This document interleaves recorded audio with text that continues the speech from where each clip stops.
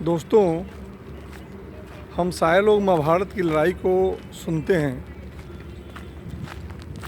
महाभारत की लड़ाई को हम लोग पढ़ते हैं और ये भी जानते हैं कि ये जो महाभारत की लड़ाई है, ये महाभारत की जो लड़ाई थी, ये असल में कौरवों और पांडवों के बीच की लड़ाई थी। ये जो कौरव थे और पांडव थे, ये दोनों भाई थे। लेकिन एक बात सोचने वाली है कि जो धृतराष्ट्र थे, धृतराष्ट्र भी सेम वंश को बिलोंग करते हैं, पांडव भी सेम वंश को बिलोंग करते हैं।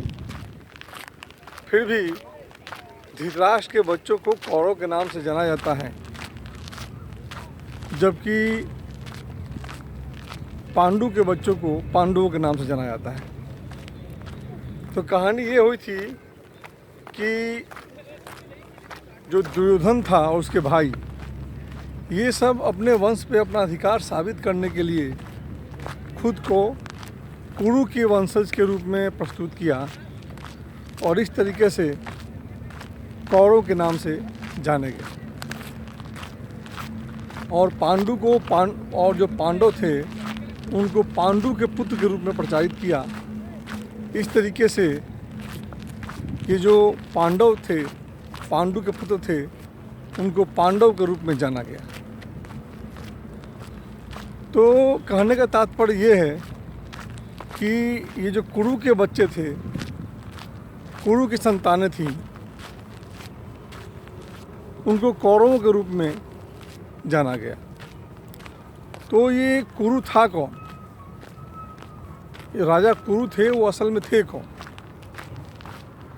हम सारे लोग कौरव बोलते हैं, लेकिन इसकी जानकारी हमें कम ही रहती है कि एक्चुअल में ये राजा कुरु कौन थे,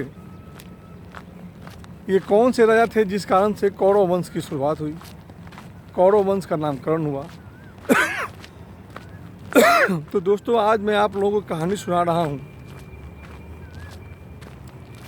ये जो कुरु कौरव वंश था, कौरव वंश की शुरुआत कैसे हुई और कौरव की नामावली कैसे हुई,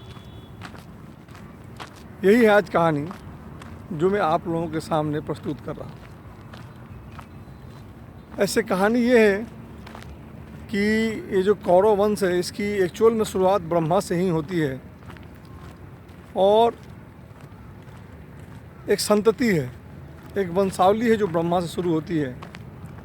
ब्रह्मा हैं, अत्रि हैं, ययाति हैं, नाहुस हैं, ये सारे के सारे कुरु वंश के पूर्वज हैं, कौरव वंश के पूर्वज हैं।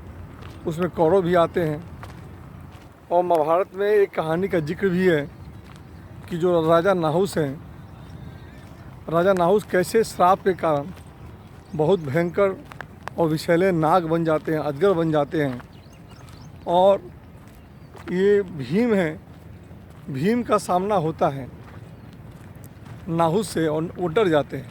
ऐसी कहानी है महाभारत में। तो इस तरह से ये जो कहानी है, जिसकी श्रृंखला शुरू होती है ब्रह्मा से, अत्रि हैं, ययाति हैं, नाहुस हैं, ये सारे के सारे एक एक करके उनके पूर्वजों की संतति में आते हैं, वंशावली में आते हैं। तो उसी में एक कहानी है कि एक राजा हुआ करते थे, उन राजा का नाम था सवर्ण। तो राजा सवर्ण थे, ये बड़े प्रजापालक राजा थे, अपनी प्रजा की दुख और सुख का बड़ा ध्यान रखते थे। ये हमेशा कोशिश करते थे कि इनकी प्रजा हमेशा सुखी रहे। अपनी प्रजा का बहुत ख्याल रखने वाले राजा थे। और जैसा कि होता है कि नॉर्मली जो राजा लोग होते हैं, ये लोग आखेट में बहुत दिलचस्पी रखने वाले होते हैं। तो उसी तरह की एक बार घटना घटी थी कि जो राजा संवरण थे एक बार धनुष बाण लेके आखेट पे निकले। जब आखेट पे निकले तो रास्ते में जंगल में जा रहे थे, तो वहाँ उनका सामना एक बहुत खूबसूरत नवयुवती से हुआ। ऐसा महाभारत में लिखा गया है कि वो जो नवयुवती थी इतनी ज़्यादा खूबसूरत थी कि ऐसा लग रहा था कि उसके अंग अंग को भगवान ने बड़े समय और समय देखकर संवारा है। उसी प्रत्येक अंग में खूबसूरती का वास था। तो ये जो राजा संवरण थे, राजा संवरण उस खूबसूरत नवयुवती को देखकर विचलित हो गए और उसके प्रति बहुत ही ज़बरदस्त तरीके से आकर्षित हो गए। तो ये जो राजा संवरण थे, राजा संवरण ने फिर उस नवयुवती से बात करने की कोशिश की। तब तक वो नवयुवती थी वो अदृश्य हो गई। राजा संवरण इस बात से बड़ा विचलित हो गए, बहुत दुखी हो गए। वो किसी भी प्रकार से उस नवयुवती को हासिल करना चाह रहे थे और अधीर होकर उसको खोजने लगे। तो फिर वो जो नवयुवती थी वो प्रकट हो गई। तो राजा संवरण ने पूछा, हे तनमंगी तुम कौन हो? मैं तुम्हारे प्रति बड़ा आकर्षित हूँ। उस समय गंधर्व विवाह का प्रचलन था। गंधर्व विवाह का तात्पर्य ये होता था कि जब भी कोई एक नवयुवक और नवयुवती आपस में प्रेम में पड़ते थे तो भगवान को साक्षी मानकर कोई भी नवयुवक या नवयुवती गले में माला डालकर शादी कर सकते थे। तो ये एक तरह से प्रेम विवाह था।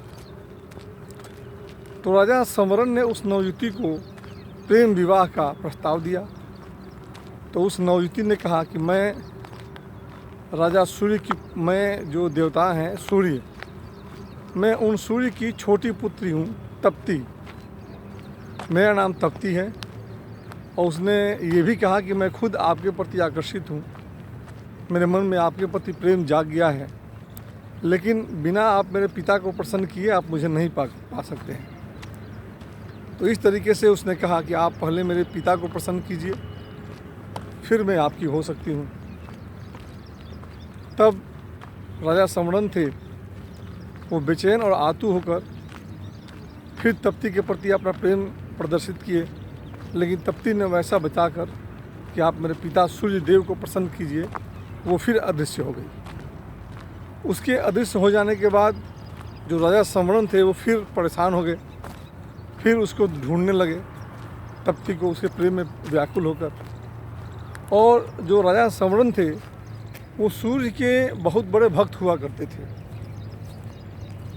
राजा संवरण बाल्यकाल से ही सूर्य देव की बहुत उपासना और आराधना करते थे। बिना सूर्य देव की उपासना किए हुए वो किसी भी तरह का अन्न का धारण नहीं करते थे। प्रकांड पुजारी थे राजा सूर्य देव के, और नियति ने इस तरीके से उनके साथ खेल खेला कि राजा सूर्य देव की छोटी पुत्री तप्ती से उनका प्रेम हो गया। वो चारों तरफ तप्ती तप्ती पुकारने लगे। ये कहावत भी है, जब एक पुरुष किसी स्त्री के प्रेम में पड़ता है तो स्त्री के अलावा उस पुरुष को कुछ और दिखाई नहीं पड़ता है। वो स्वयं ही अपने आप को सम्मोहित कर लेता है उस स्त्री के प्रति, और स्त्री के अलावा और कुछ भी उसको दिखाई नहीं पड़ता है। ये प्रेम का, ये वासना का खेल होता है। ये असल में प्रेम ही होता है जिसे लोग प्रेम कहते हैं, लेकिन इसके मूल बिंदु में वासना छिपी होती है। तो उसी वासना से घायल होकर जो राजा संवरण थे वो तप्ती तप्ती पुकारने लगे। वो ये भूल गए कि तप्ती ने उनसे क्या कहा था। बेचैन होके अपना राजपाट छोड़ के चारों तरफ घूमने लगे। फिर उनको ख्याल आया कि तप्ती ने कहा था कि राजा सूर्यदेव को प्रसन्न कीजिए। जब उनको ये ख्याल आया तो उन्होंने फिर से तपस्या शुरू कर दी और तपस्या शुरू की। इतने दिनों तक भयंकर तपस्या की, ज़बरदस्त तपस्या की। तो तपस्या करने का परिणाम ये हुआ कि सूर्यदेव थे, सोचे कि जरा देखें राजा संवरण की देखिए पड़ती है कि परीक्षा ली जाए। तो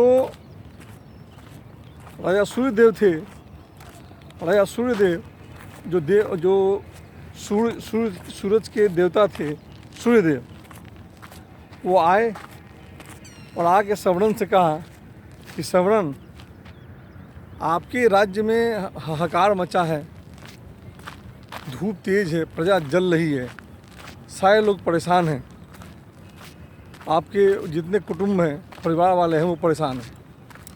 लेकिन इस बात पे संवरण उनके किसी भी प्रलोभन पे विचलित नहीं हुए और अंत में सूर्यदेव ने संवरण को अपनी पुत्री प्रदान कर दी और इस तरीके से तप्ती के साथ संवरण रहने लगे। वो अपना राजपाट सारा भूल भाल के प्रेम और वासना के खेल में पड़े हुए थे। उधर उनके राज्य में बहुत ज़बरदस्त अकाल पड़ा, लोग पानी को तरस गए, खाना खाने को तरस गए। और इधर संवरण थे, संवरण अपने प्यार और वासना में ऐसे पड़े हुए थे, किसी के बोलने पे आते नहीं थे। तब जो उनका मंत्री था बड़ा बुद्धिमान था, उसने बहुत सारे चित्र बनवाए। किसी चित्र में दिखाया गया था कि जो एक माँ है अपने बेटे को कुएं में फेंक रही है, कहीं दिखा रहा था कि लोग पत्ते खा के जी रहे हैं, कहीं पे ये फ़ोटो था कि लोग कीचड़ खा रहे हैं। बहुत ही हाहाकार और अकाल का दृश्य उन फोटो में दिखाया गया था। वो फ़ोटो ले जाके मंत्री ने दिया राजा संवरण को कि हम आपके लिए कुछ दिखाने के लिए लाए हैं। तब राजा संवरण ने उन सब चित्रों को देखा और बोला, ये इतना मर्मस्पर्शी और इतना दर्दनाक दृश्य किस राज्य का है, कहाँ की प्रजा इतनी परेशान है। तब उस मंत्री ने बताया, महाराज, ये जिस राज्य के चित्र बनाए गए हैं और आप देख रहे हैं, इस राज्य का राजा एक संवरण नाम का व्यक्ति है। तब संवरण को याद आया, अरे ये तो मेरे ही राज्य की ये हाल हो गई है, मेरे राज्य की ये स्थिति हो गई है। तब राजा संवरण को अपनी गलती का एहसास हुआ कि जो राजा होता है, राजा का मेन कार्य ये होता है कि वो अपनी प्रजा का ख्याल रखे। और इस तरह से उस मंत्री के बुद्धिमानी से जो राजा वासना और प्रेम के खेल में पड़े हुए थे, मुक्त होकर फिर अपने राज्य में आए और उनके अपने राज्य में आते ही चारों तरफ वर्षा होने लगी, चारों तरफ हरियाली छा गई। उन्होंने ऐसे अनेक काम किए जिससे प्रजा के सामने जो संकट उत्पन्न हुआ था वो सारा का सारा संकट खत्म हो गया और राज्य में फिर से खुशहाली व्याप्त हो गई। तो दोस्तों, मैंने आप लोगों को ये कहानी सुनाया कि यही संवरण और तप्ती थे बाद में जिनसे कुरु का जन्म हुआ, और यही कुरु राजा कुरु थे जिसको कुरु वंश के नाम में जाना जाता है। ये कुरु इतने प्रतापी राजा हुए कि आज भी लगभग हर घर में कुरु और कौरवों का नाम लिया जाता है, कौरव और पांडव की बात की जाती है। तो दोस्तों, ये थी राजा कुरु और उनके पिता संवरण और तप्ती की कहानी। इस कहानी में ये है कि आदमी जब वासना के खेल में पड़ता है तो लगभग सब कुछ भूल जाता है। और ये केवल राजा संवरण के साथ नहीं है, ये किसी भी व्यक्ति के साथ है। यदि आप किसी भी तरह की वासना करते हैं, या शराब का हो, या स्त्री का हो, या धूम्रपान का हो, तो आदमी की विवेक, आदमी की जो बुद्धि होती है वो मर जाती है और जो आदमी है वो समझ नहीं पाता है, अंधा हो जाता है।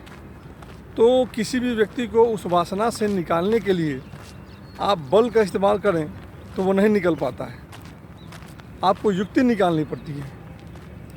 जिस तरीके से राजा संवरण के मंत्री ने युक्ति निकाली थी और उनको फ़ोटो दिखाया था, उसी तरह की ऐसी कोई युक्ति निकाला जाए जो कि वासना से ग्रसित व्यक्ति की आत्मा को चोट करे, उसके कॉन्शसनेस, उसकी बुद्धि को चोट करे। तो उस परिस्थिति में ही आदमी है उस वासना से मुक्त हो सकता है।